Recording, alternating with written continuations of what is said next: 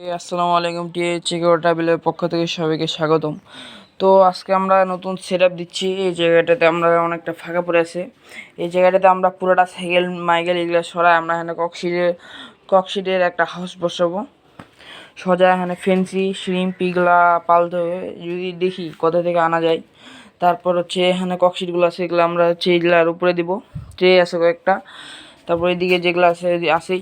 এখানে একটা টেবিল, আগের ভিডিওগুলোতে দেখছিলেন টেবিল ছিল, এখানে একটা টেবিল আমি বাইরে রাখছি। তো আগে আমি এগুলা হচ্ছে গুছাই, তারপর আপনাদেরকে আমি ভিডিওতে ব্যাক আসতেছি।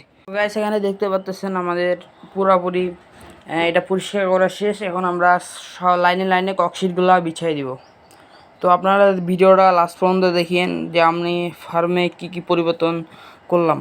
এতটুক জায়গাটার মধ্যে আমি 3টা ককশিট বসাইছি, এখানে 4টা।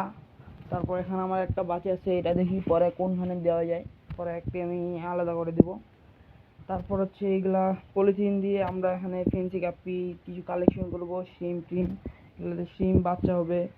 তারপর হচ্ছে এদিকে আমাদের এগুলো আছে সব সেটা সব মাছগুলো ভালো আছে।